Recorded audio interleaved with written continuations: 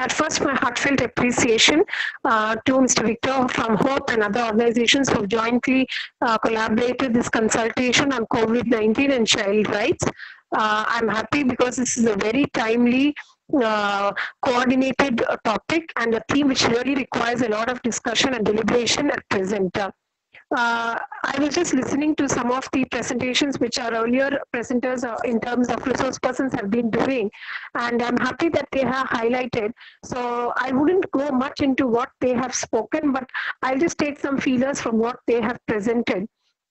They spoke that one of the reasons for whether it was child trafficking, whether it was about child marriages, whether it was about, the child labor, one of the major underlying cause is poverty.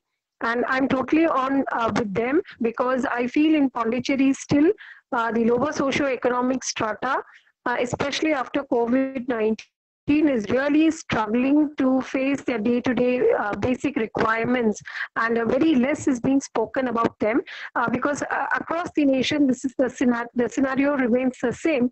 But the specific thrust on COVID-19 and child rights with respect to, child marriage and other child rights issue has to be necessarily brought out. So in that way, yes, poverty, and I don't think Pondicherry is somewhere different from the other states and other regions.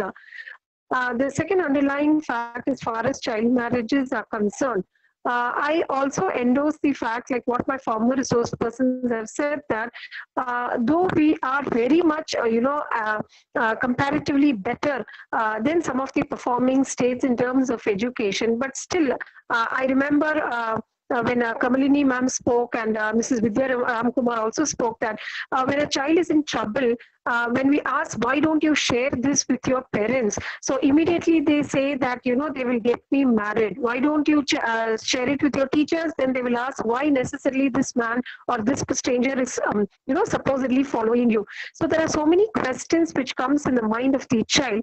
And I think that is going parallel across whether it's child marriage, whether it's child labor, whether it is, any other form of child rights violation. Basically, the fact is that the voice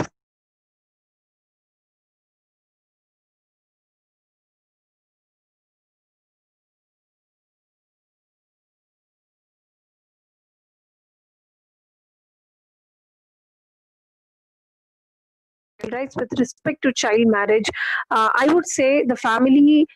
We know that it has lost its income. So, if a child is of a marriageable age, even if, according to them, if the child just attains puberty or even earlier than that, a girl child is always viewed in that perspective.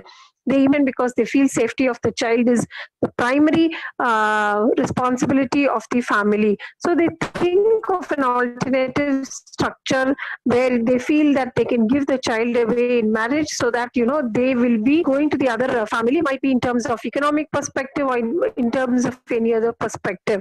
The second one, there is no social security. The families, especially the lower socioeconomic strata today, they don't have any kind of a social security. Of course, the ration is given and all the other subsidies and everything is being discussed. But how much it reaches the families is a big question again, where we don't have enough data to suffice saying that they are happy. And as a result, the girl child within the families are safe and secure, and they are getting whatever adequate nutrition and protection.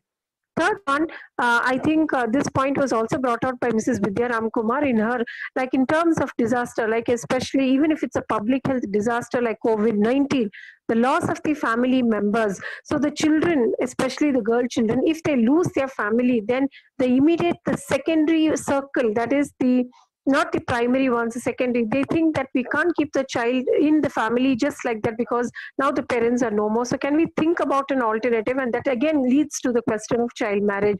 Here, it's not only that the primary parents are not there, it's also about the loss of one spouse in a family where the other spouse feels insecure. And then immediately they start thinking about, giving the child away in marriage, which of course is not the solution. The fourth one, absolutely, to my earlier speakers, the first speakers who spoke about, the social support is totally missing as far as the community is there. So you look at the family counseling centers which which are supposed to function to attend to the grievances of the family or to the needs cycle. As a result, the people who are in genuine need of such counseling, where they have lost, where they're undergoing a crisis in their family, they're not able to go in for any kind of an assistance in terms of counseling. And as a result, the social support, because they all move from one place to another, need not necessarily belong to Puducherry. They can be a migrant population, and the absence of the social support, children can be just given away in marriage. Again, if you see the intervention strategies as far as the societal reported, yes, we have child line, we have the police, we have the judiciary and everything, but still somewhere we are not able to stop this kind of social problem which is happening in our society. So there is something which is really we are lacking on, especially when such disasters come. Why is it that a steep rise in the child marriages is something which we really need to ponder about. Now, the question comes because I come from a social work background where I totally endorse, yes, the psychosocial, financial, economic, and the political, support which exists, cohabits with the family is very important. But there's something which we are also missing from our side, and that's primarily why this consultation is being kept. Is there any data to suffice the topic that no, child marriages are not happening, or this is the percentage which is happening and this is what we have prevented?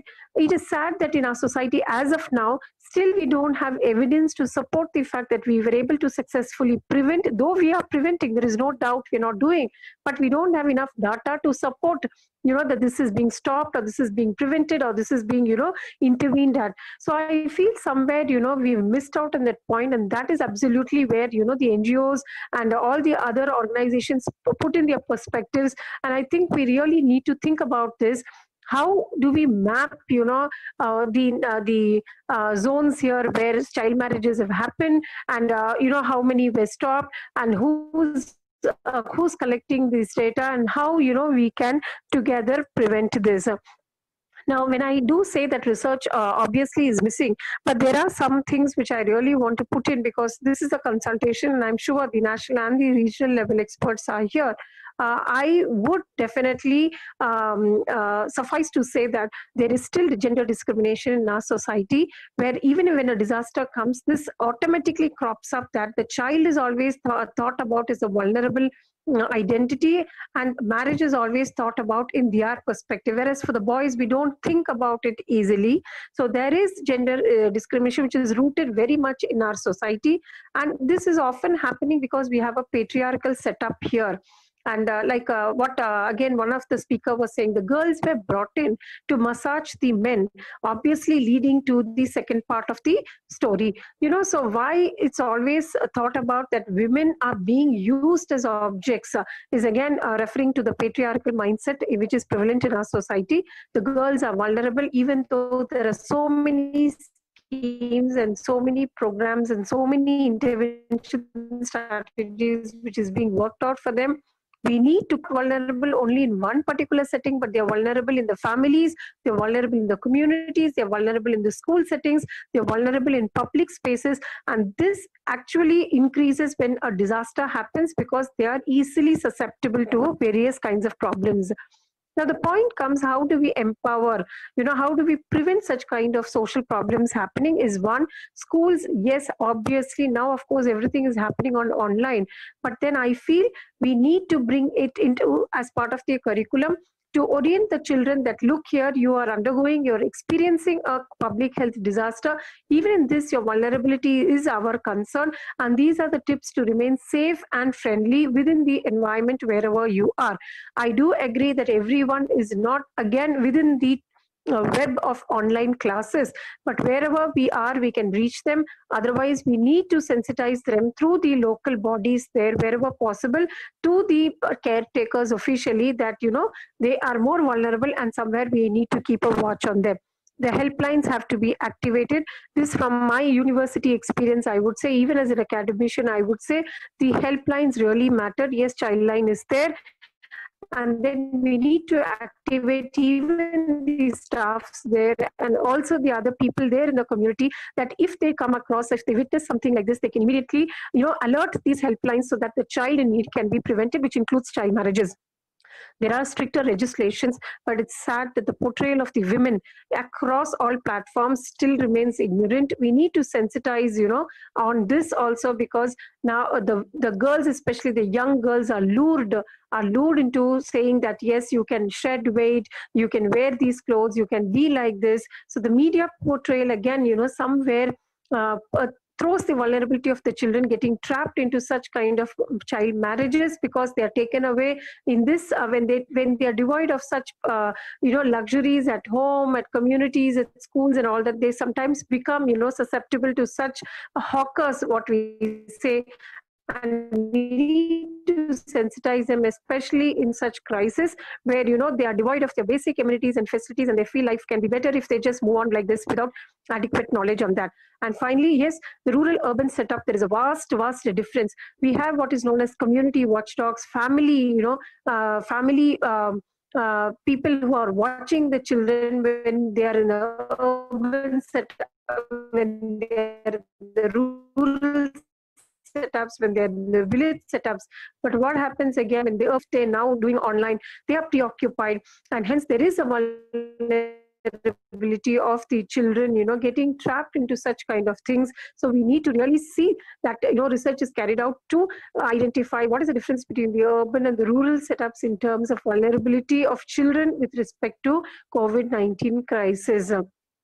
I think in the given time, this is what I wanted to say.